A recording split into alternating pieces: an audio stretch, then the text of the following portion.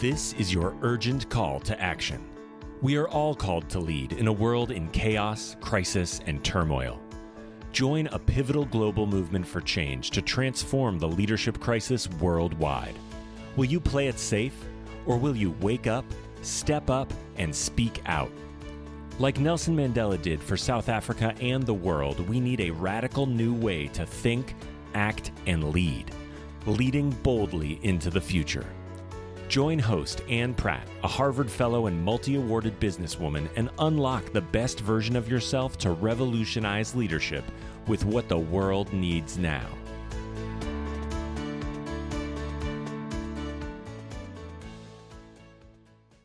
Greetings to all you future bold leaders. Thank you for joining us from around the world. My name is Ann Pratt. I'm formerly from South Africa and relocated abroad to attend a Harvard Leadership Fellowship in beautiful Boston in the United States of America.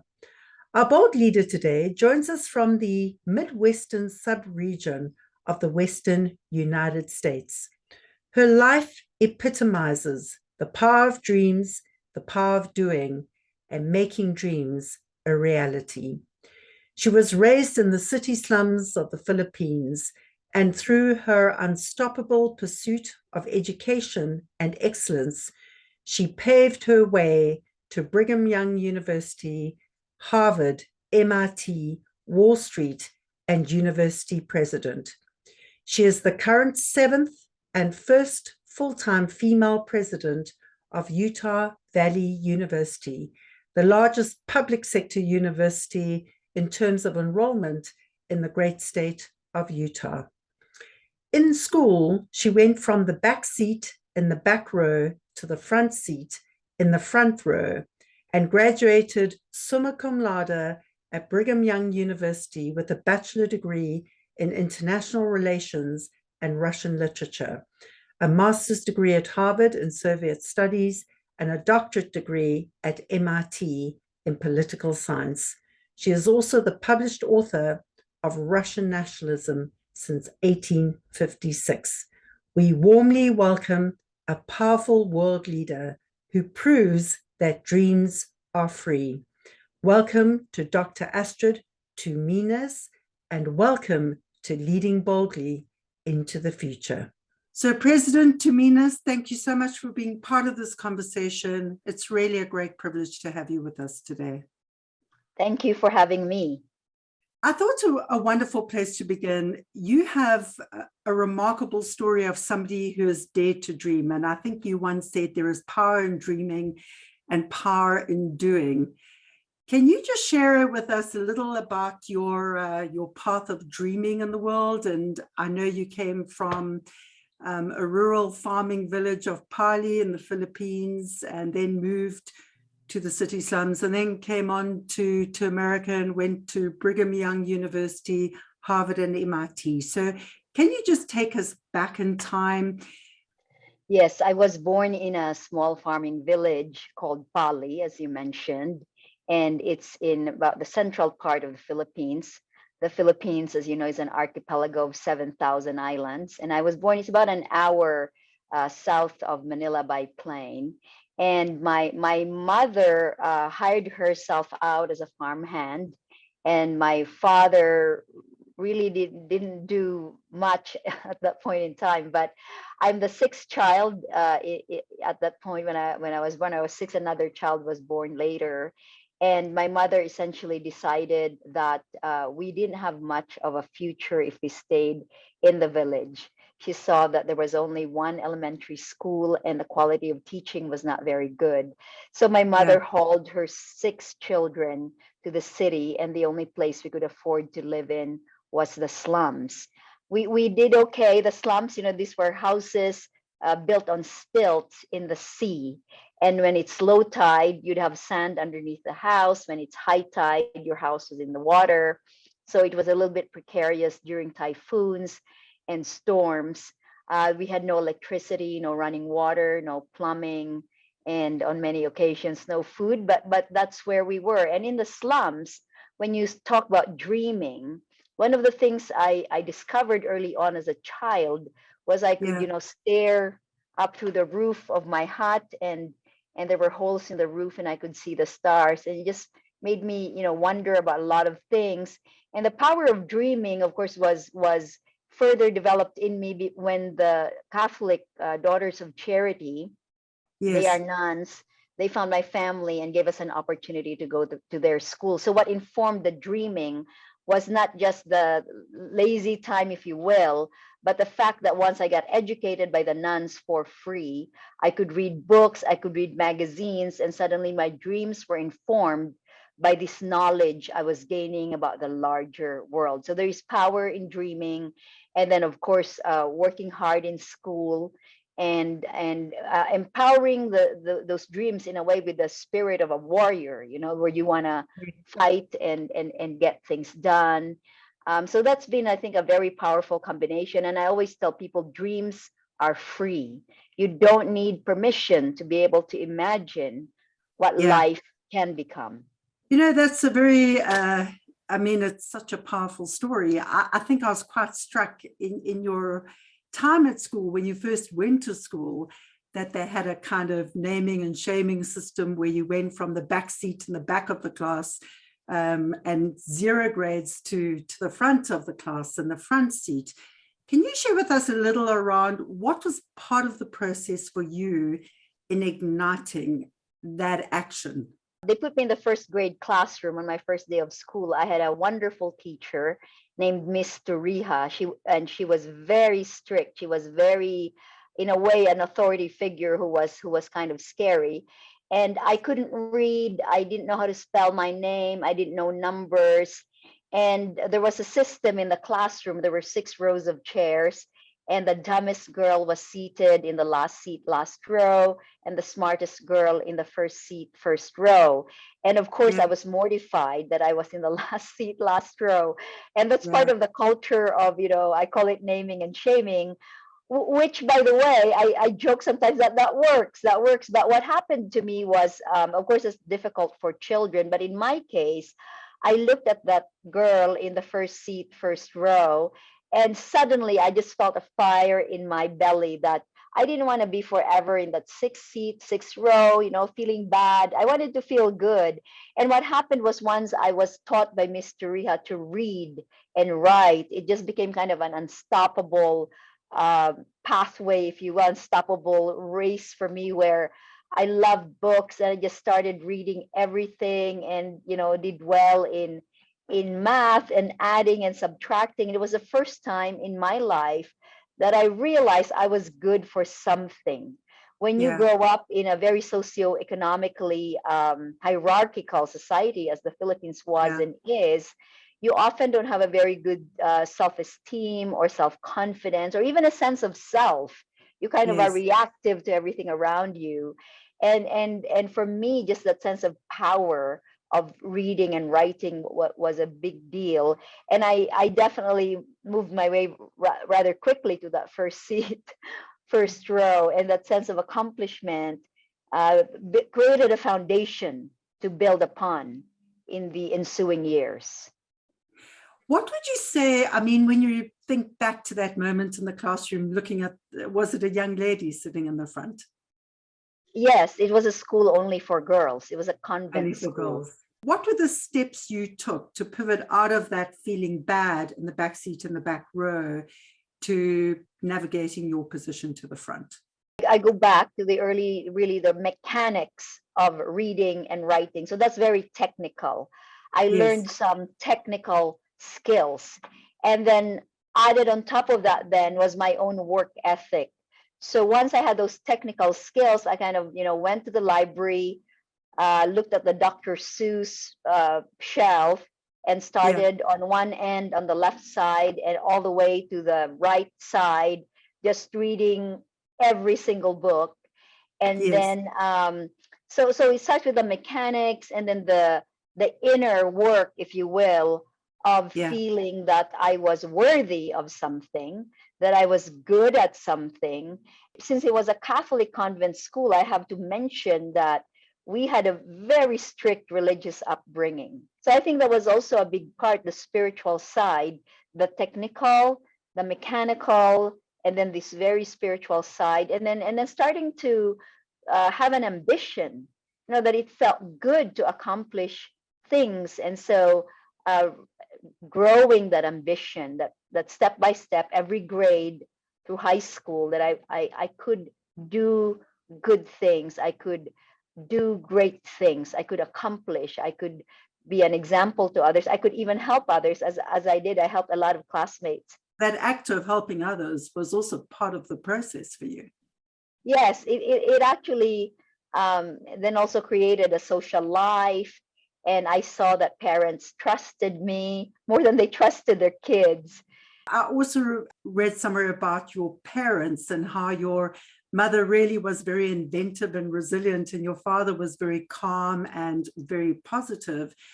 To what extent do you think that that mindset of positivity, of possibility, is important? So my parents both had very difficult lives. My mother was born on a different island, in a village where they were even poorer than we were. They were peasants, and she was an illegitimate child, and there was a lot of stigma surrounding that. Her father was murdered when she was 15 years old, and my own father was orphaned when he was 6. And then my mother left when I was 5 years old. So I only had my father from the time I was 5 until around the age of 14, when I lived with my mother again.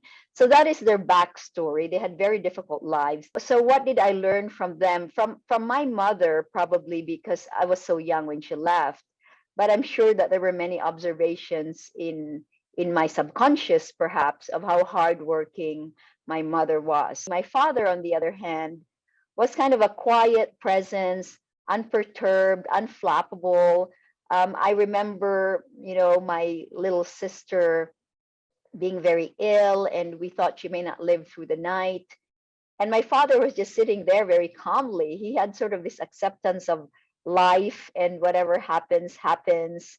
But both of them also were very, very smart in their own way. To what extent do you think it's important for leaders today to understand our backstories? An added question, to what extent does that self-discipline and order play a part in being able to exercise leadership and to do so making the right choices? Let me begin with that second question, put things where they are. I think in leadership, there's leadership and there's management, and of course the literature, that's almost a cliche that managers get things done. They move things from A to B or wherever they need to go, and leaders do the visioning. But I think the best leaders know how to do both things. I have never had much respect for leaders that I worked with who were so great at visioning, but never knew how to get anything done. And they kind of ordered people around. So I think the best leaders know how to do both the leading, visioning, and then the actual managing, and knowing where in the factory floor do things belong. Because if you don't know that, I think you could be hamstrung as a leader. And then what about knowing our backstories? This happened to me a little older in life. In my 20s and early 30s, I probably wasn't as self-aware as I am now. And some of these have come from, failing or making mistakes or hiring the wrong people, or just being so stressed that I finally had to ask myself, what is it about myself that I don't understand? What did I inherit? Because I am a student of Zen Buddhism. And I follow, the Guru Thich Nhat Hanh, who just passed away. He's Vietnamese Zen master. He's known around the world, but he always teaches that we inherit our ancestors.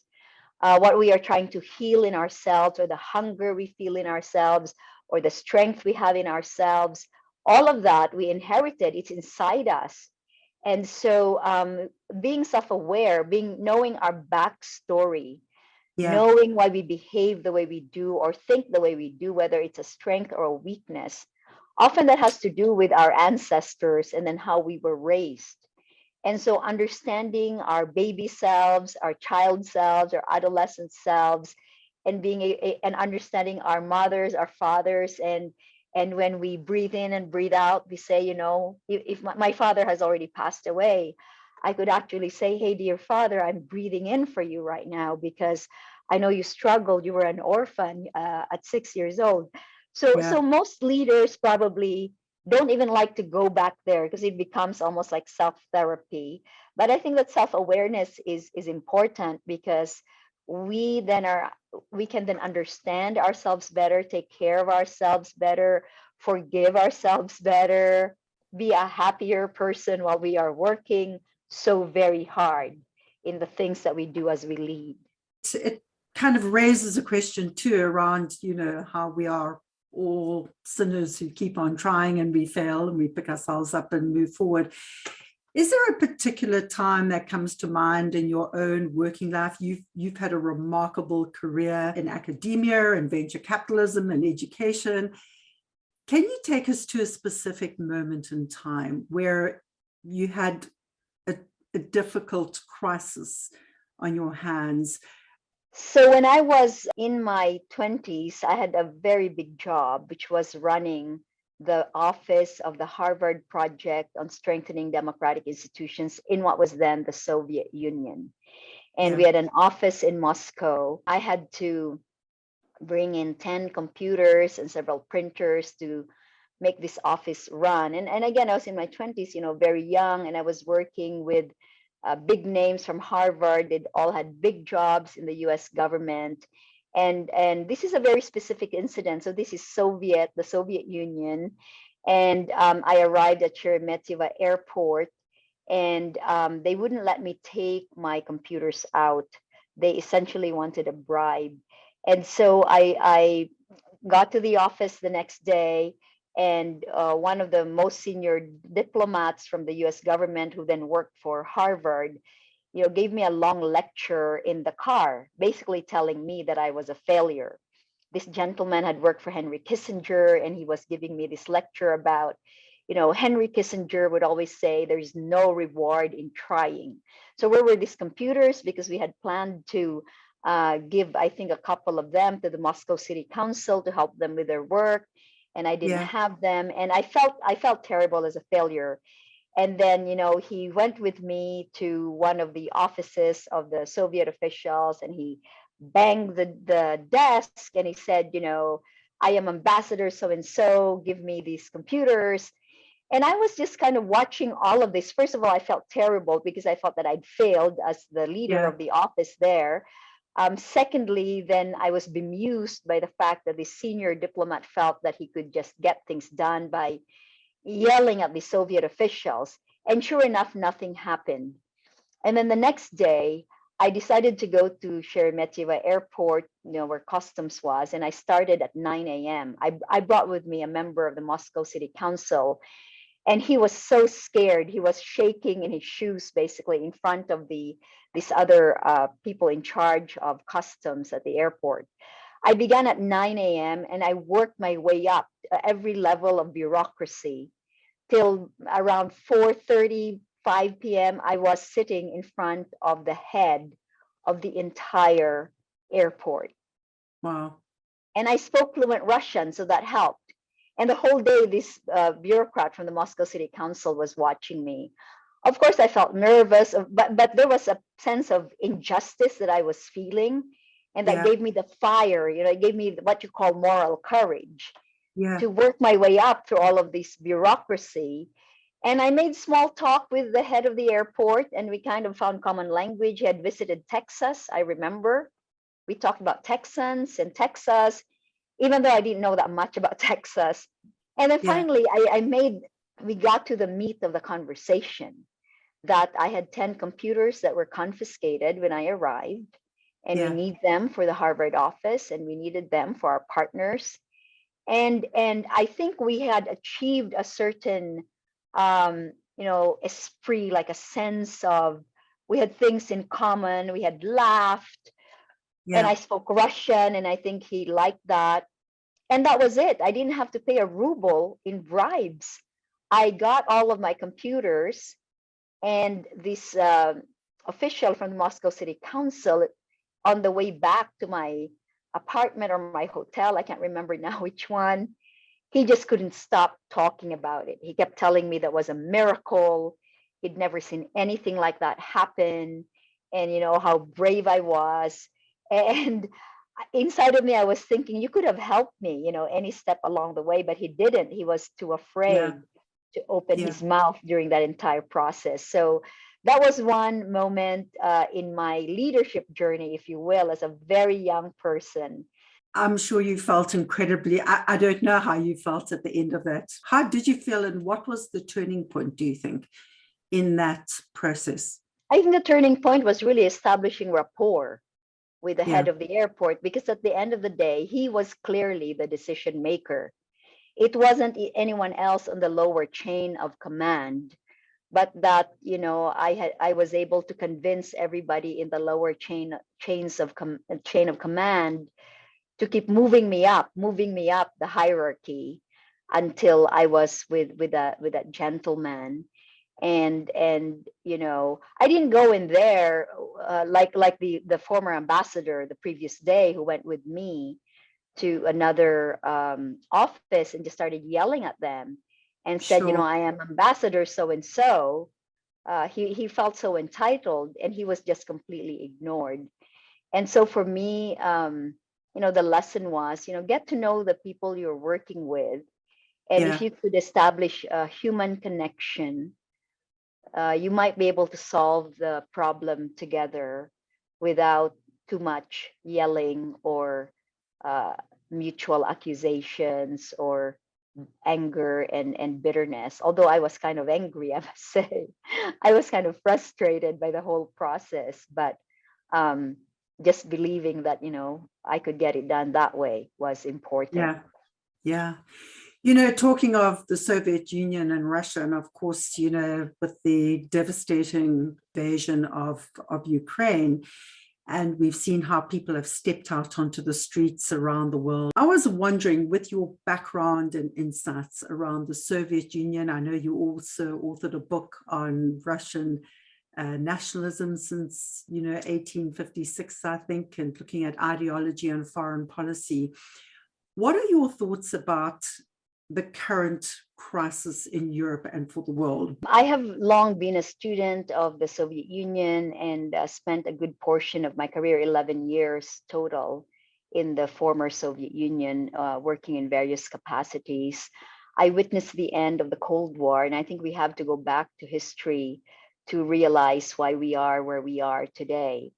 Yeah. First of all, I want to be very clear that the invasion of Ukraine is wrong.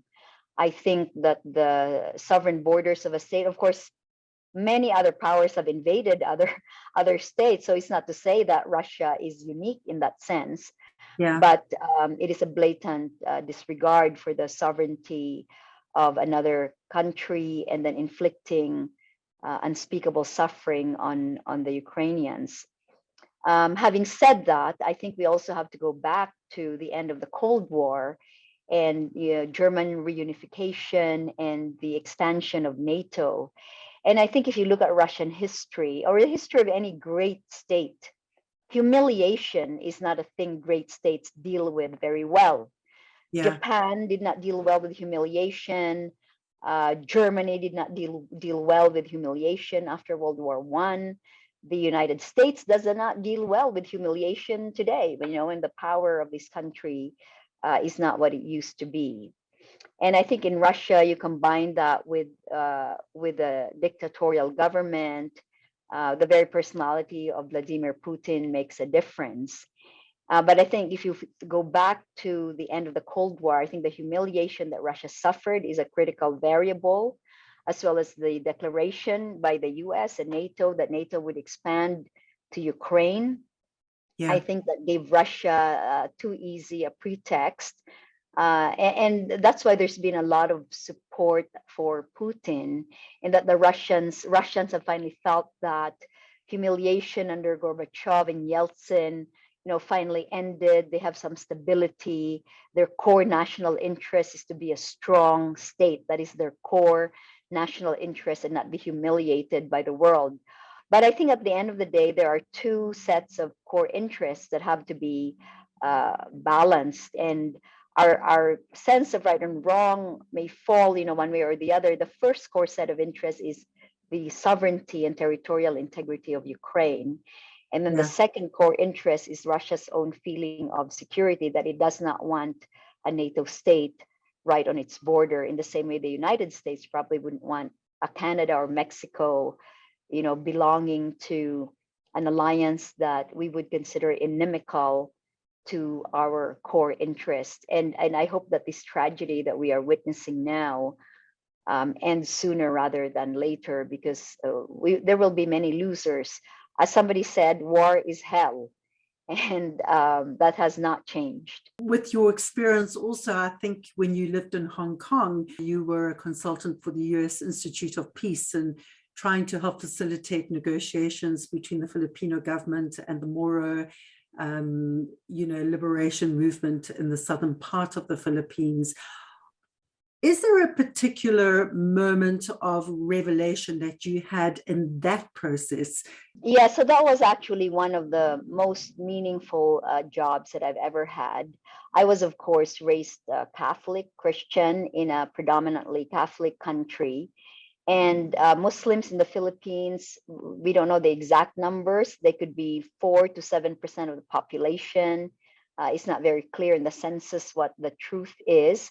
But in any case, they have been subjected to a lot of abuse, really, since the Spanish came in the 1500s. And they're very fierce about their religion, very fierce about their culture. There were 4 players: the Philippine government, the Moro Islamic Liberation Front, the Malaysian government, which was the official facilitator of peace talks, and then the US track 2. We were track 2, not government and not, non-governmental. We were funded by the US Congress, but through the US Institute of Peace, it was really track 2 diplomacy.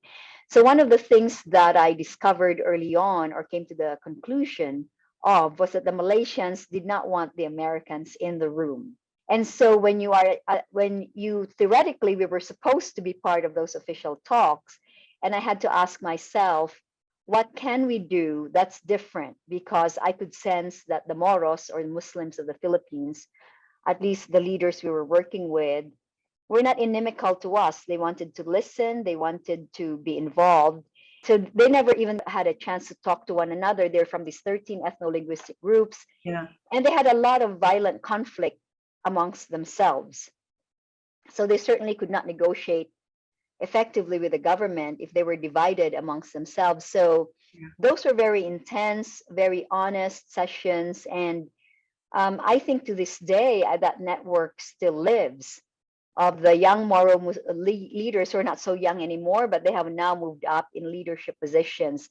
So that was just kind of helping the internal dynamics of the Muslims. And the other thing that came out from my own learnings of being humble and listening and establishing rapport was, we were able to bring to Mindanao, where all of this was happening, leaders from other parts of the world, people who had lived through similar experiences of minoritization, of having their lands taken from them, of having their religion and their culture and identity denigrated, and how they negotiated and very painfully came up with some, semi-successful measures, whether that was a constitutional amendment or the rights of first refusal to develop your land, because the Moros were really big on what they called ancestral domain.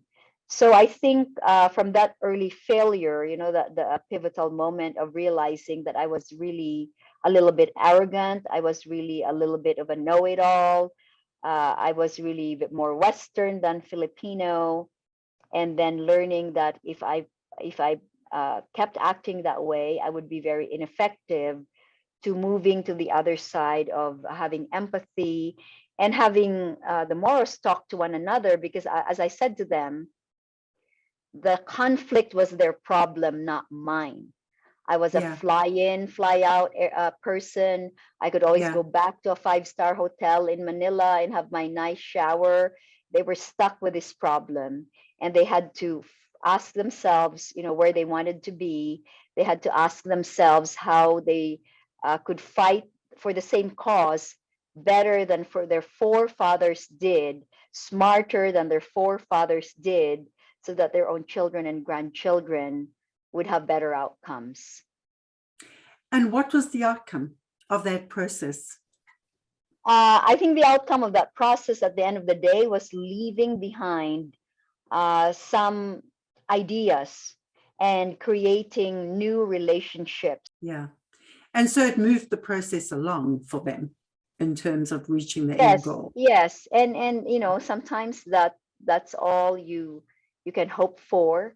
I think some of the work that we did on ancestral domain was important, and especially bringing in comparables from other parts of the world, because sometimes when you're caught in a conflict, you Yeah. think you're the only group of people to ever face these thorny issues, and you're not. And so you can derive both comfort as well as knowledge and ideas from learning how people in even worse situations navigated through these thorny issues. And then at the end of the day, you know, I think violent conflict really has to be a very, very ultimate last resort. Unless there is a decisive winner, low intensity conflict could just go on for hundreds of years. Yeah, absolutely. I was struck, you know, when we spoke last time about your time living in New York City, and you mentioned you'd met the late and great Archbishop Desmond Tutu, and how that was one of the highlights for you. Can you just briefly take us to the moment you met him and what meeting him meant to you? What was your biggest takeaway from that meeting? Thank you for raising that question, and I'm delighted to answer. So I used to work as a program officer for Carnegie Corporation of New York, and it's a grant-making foundation, and one of our big grant areas was Africa. And my boss at the time, Dr. David Hamburg, he has since passed away, is one of the pioneers in preventing deadly conflict. He had worked with Jane Goodall in the early research on chimpanzee behavior and evolutionary biology in Africa. He was also a psychiatrist by profession. And it was through him that I had that privilege of meeting the great late Archbishop Desmond Tutu. And it was in an office in New York City. I can't even remember where it was. But he came and spoke to a group of us about the Truth and Reconciliation Commission. And you know, it's a very different model from, let's say, the Nuremberg commissions post-World War II. And it was so moving. It was so powerful. And I think during that meeting, you know, we laughed and cried because that was Bishop Tutu. He would say these funny stories, and then he would talk about an incident in the Truth and Reconciliation Commission where two parties faced each other. One was horribly beaten up, and the other was the perpetrator. And that moment of really kind of naked humanity, and whether people had the heart and the mind to acknowledge the wrong that was done, but also believe in forgiveness. So I can still almost hear in my head, you know, Bishop Tutu's laughter. And that was really a highlight of the years in New York, you know, meeting him and just understanding that there was a true holy man there and a warrior at the same time. You know, you can be holy and be a warrior and fight for transforming humanity. That's so heartwarming. You know, you make the point about humanity being in a mess and this paradox of humanity. What are the big leadership challenges in this world of turbulence and turmoil today? What are the kind of 3 or 4 big things that keep you awake at night? First thing, perhaps in leadership, a central challenge today is how we sublimate egos.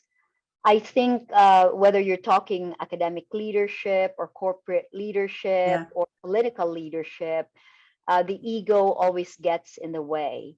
And what I mean by that is, you know, men and women's hunger for power and money or fame or whatever that is people are hungry for, that really don't have a whole lot to do with serving others. And so I think Yeah. power is important in order to serve. But when people are too hungry for that, if they need it too much for themselves, for their Yeah. own egos, I think you can have disaster. You can have disaster in corporations, you can have disasters at universities, you could have disasters in the home or in a church community or in international politics. So I think that's one central problem. I think another problem today is how we communicate, how leaders communicate. It is such a noisy world with social media. Technology has enabled us to say anything, anytime, and have millions of people see it, if you are provocative enough. Yeah. And so I worry about that and our ability to filter through just the emotional reactions. So emotions are rewarded on the internet, and anger is a very strong emotion. Yeah. Disgust is another very strong emotion. So all of these emotions, they're instantaneous. They feed on themselves, and then we have very little time to reflect, to really even understand that most of the time life is gray and not black and white. And maybe the third thing that I would highlight is the return of tribalism. We had this hope that in a globalized world we would get to know each other better, and Yeah. therefore have more human connections, more empathy, and that leadership, could work better in such a context. But there is enormous tribalism because the ironic impact of technology is to find your own echo chamber and then just stay there.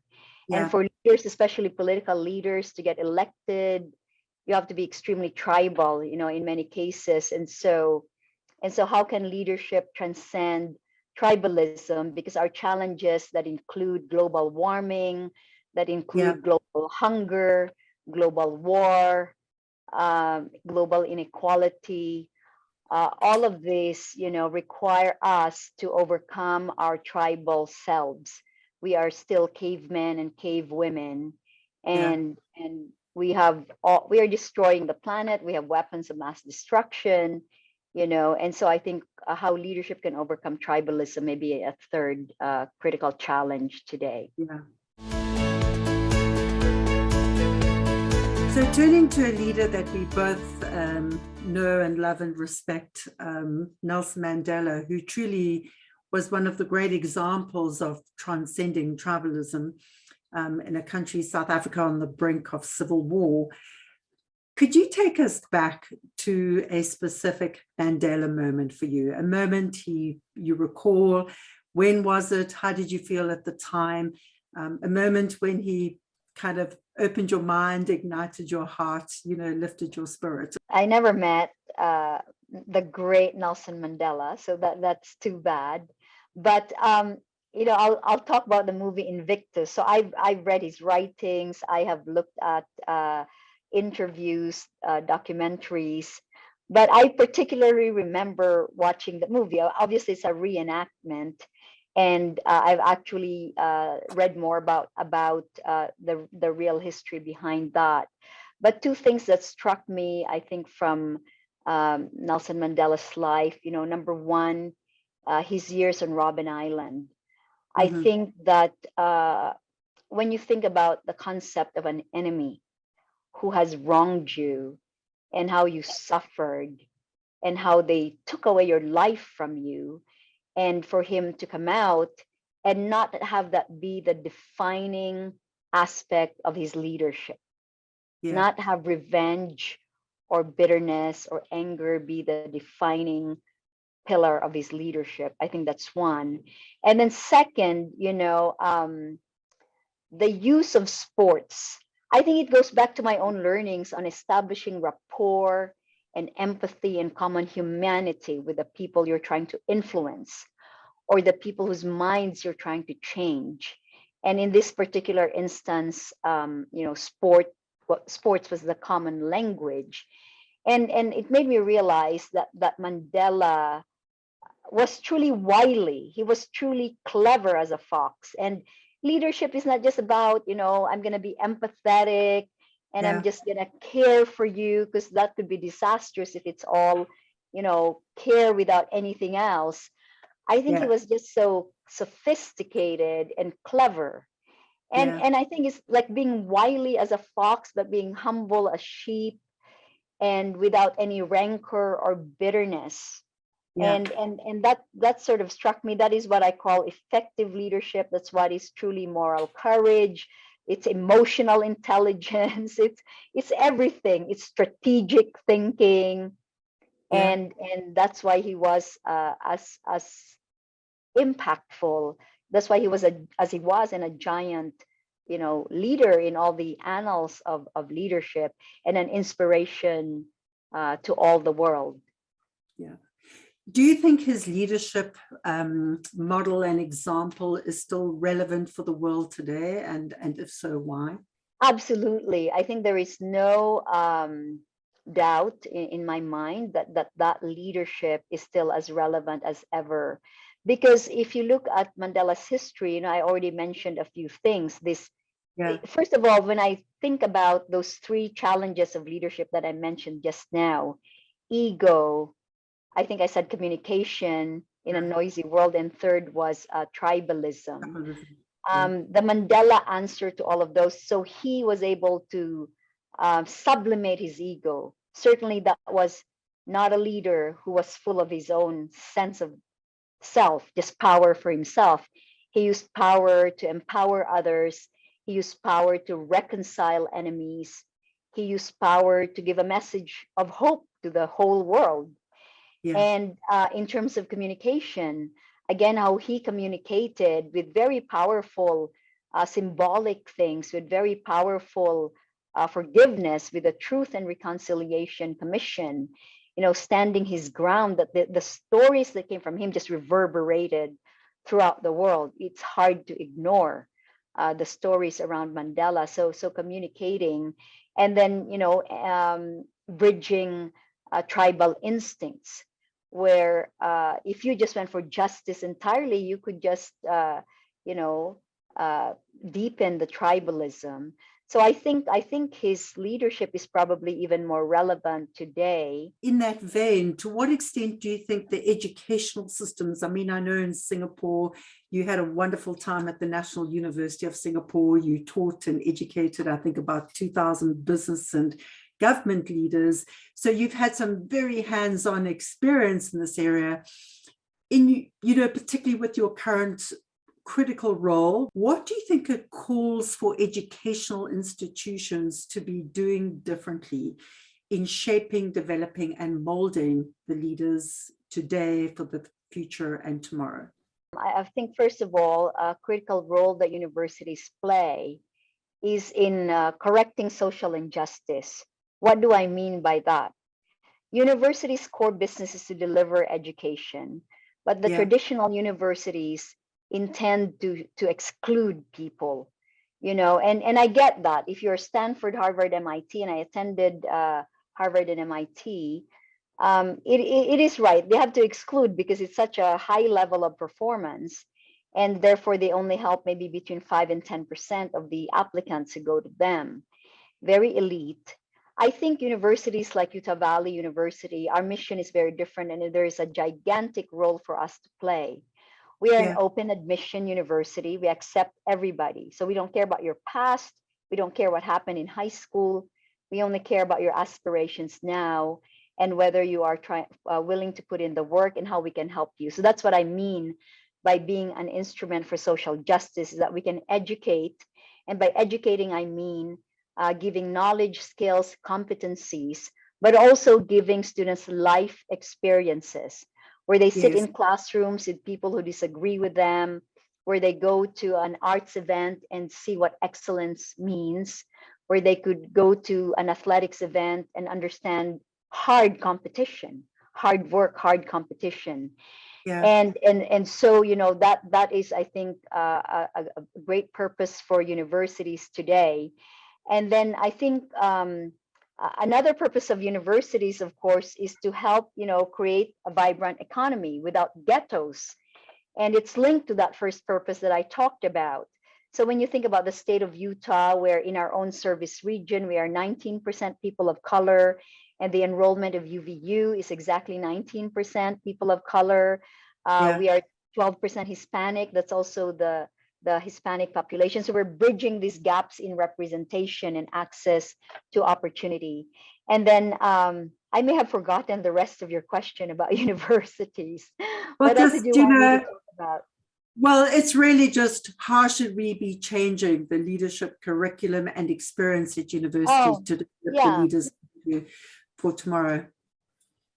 Yeah, so on the leadership front, and I think my own university has a ways to go. I am actually right now dreaming of having building a very different kind of center for leadership that all students can access, whether it's for a minor or certain courses where, again, it would be very applied, very creative, less top driven, but more bottom up. And we are just in the process of designing that. I am talking to some potential supporters, but my dream is that for that leadership center to be accessible to everyone across the university, and if possible, if our faculty support it, and my academic affairs colleagues support it, even make it, a requirement in general education, because I think all students have a need for that, to understand that you don't have to be a CEO to be a leader. You can be a leader in your classroom, you can be a leader in your church, in your family, in your team at work, but there are certain principles that you have to be aware of in order to, and I think, we've talked about this, some of the experiences from Nelson Mandela's life and history are things that we could integrate into what we teach here. Yeah. Just shifting gears slightly, a couple of fun fast facts. I know you love dance, travel, and running, all high action kind of sports and activities. What fueled your passion for dancing? It's partly probably my culture. Filipinos love to sing and dance, and I can't sing, so I dance. And it's almost irresistible. If there's music, I'm gonna dance. So I dance a lot at this university, and people know that, and they seem to enjoy it together with me. Yeah, and I believe your wonderful life partner, and husband called you on your birthday in Paris, and after you met at Harvard. I read somewhere where at that point you realized that it would be a good thing to date him. What was it in that moment that kind of helped you make up your mind that this would be a good person to date? And of course, he went on to become your supportive life partner. Yes. So my best friend in life is Jeffrey Tolk, and we met at Harvard. We went on a couple of dates, and I went away to Europe for the summer. And I just thought, I wasn't sure that I was really that interested in him. And then on my birthday, I was in Paris staying at a friend's home. He knew the friend's name, but he didn't know the address. He went to the Library of Congress. He was an intern for Senator Al Gore, and there was no internet back then, so you couldn't just look it up on the internet. He actually went to the Library of Congress and picked out the phone book, and somehow he figured out. He knew the last name of my friend and figured out which family it was, and found the phone number and called me on my birthday. And I was blown away. I thought, if this young man has that kind of initiative to go to the Library of Congress and find a Paris phone book so he could call me on my birthday, and most people may not know this, but phone calls were very expensive in those days when you called long distance. And so that's what kind of tipped me over the edge that I should really date him and get to know him. And we have been married for 33 years. We have 3 wonderful children, and he still to this day is the kind of life partner who would do anything for me and go out of his way to be helpful. And in fact, he is an adjunct professor here at the university as we speak. Wonderful. That's awesome. And the third kind of fun fact, you mentioned 3 beautiful children. I know the concept of being a mother initially was a little overwhelming for you, I think. What has been the most wonderful part of being a mother? Yes, when I was living in New York City, when I first found out I was pregnant and wasn't planning on on getting pregnant right at that time, and I remember crying, just sobbing uncontrollably. I was 32 and I was frightened out of my mind, so it was that kind of feeling so inadequate and unprepared, and how could I even have a baby? Pregnancy, that's just something unthinkable. And the joy of it was that I've had 3 children, obviously, so a couple more since that first one. And your question is, what is the most wonderful thing about my journey as a mother? I mean, Yeah. I'm not sure there is one thing that is wonderful in my journey as a mother. Mothers are born too.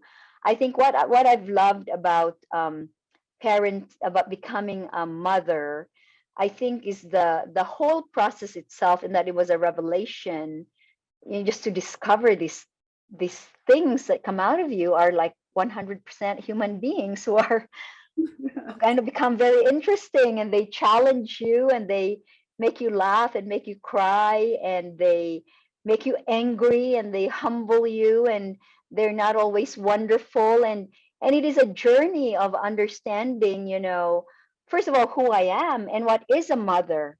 I think mothers are not, are born, but then they're made as well over time. And I have learned, I think the thing that my children have taught me most is how to love unconditionally. Because, my own parenting from my parents, I described a little bit my background. I didn't know a stable home. And I feel with my children that, often I feel like I'm failing them all the time and I'm falling short all the time.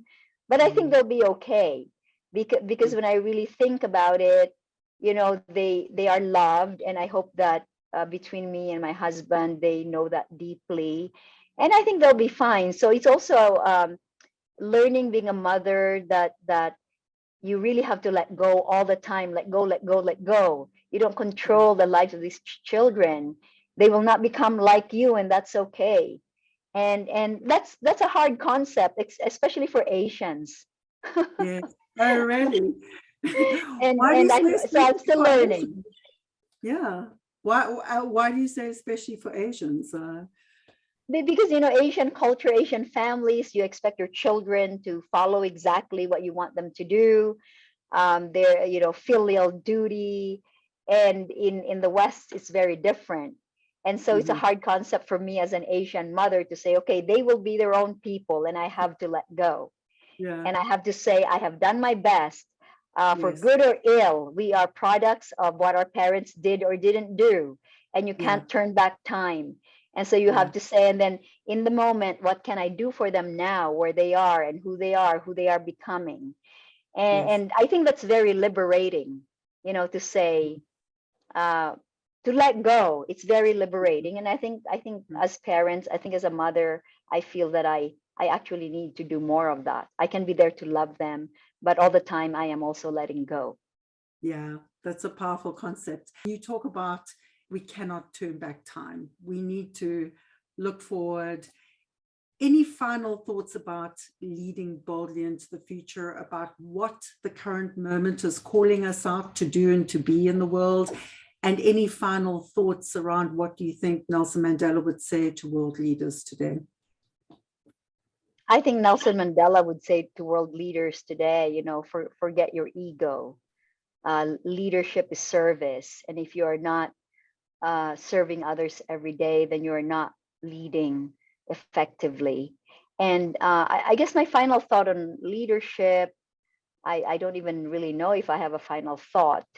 I think that every day, as leaders, we have to wake up replenished. We have to find a way every morning to say to ourselves that in the next 24 hours, I have new energy. I will try to be more patient. I will work harder. I will work smarter. I can listen a little better. And I mean, all these things are really hard. I'm saying this not because I do it, but because it's really hard for me. And then at the end of the day, a very long day. Most leaders work very long days. To say to ourselves, I did everything today the best I could. I did Yeah. it with integrity, and now I deserve to sleep well. So, and that's it. And we don't control the outcomes. We can do our very best every single moment.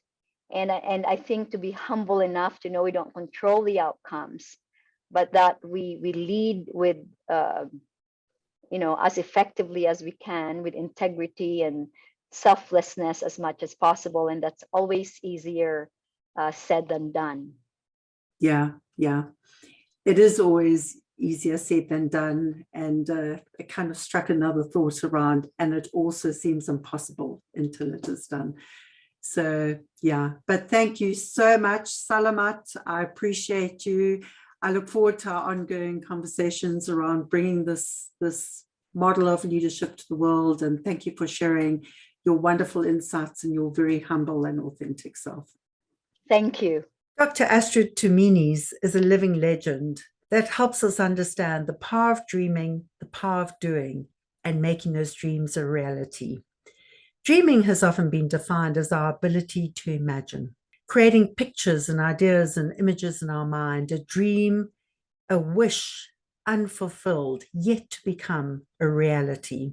It was Albert Einstein who once said that imagination, like dreaming, is everything, that it's more important than knowledge, that logic can take us from A to B, but imagination, like dreaming, can take us everywhere. I believe that Einstein was partially correct. It is not only imagination or dreaming. As Dr. Astrid Tuminez powerfully and authentically illustrated with us today, in order to dream and to make those dreams a reality, we need to dream, we need to imagine. But in order to inform those dreams, it is the power of the technical skills and knowledge that help us do that. We need to do our inner work to light the fire within our belly. We need to practice by doing. We need to build ambition a step at a time. We need to draw on our spiritual energy, knowing that our divine destiny requires that we be more. And ultimately, we need to serve and help others. Dreaming, like leading, is a team sport. As we bid farewell to 2022 and warmly welcome 2023, let us celebrate the many big, bold dreamers in the world today. To the people of Ukraine, the people of Brazil, to the World Cup Moroccan 2022 squad who claimed their historic fourth place victory in the World Cup in Qatar, to the women and people of Iran who soldier on despite deadly executions, and to the United States for leading an international alliance, and the people of Europe for standing firm and collectively in unison to help Ukraine defend their democracy. I'd like to leave you with one last dream, written by the legendary John Lennon. It's called Imagine. Imagine all the people sharing all the world. You may think I'm a dreamer, but I'm not the only one. I hope someday you'll join us and the world will live as one. You too can dare to dream.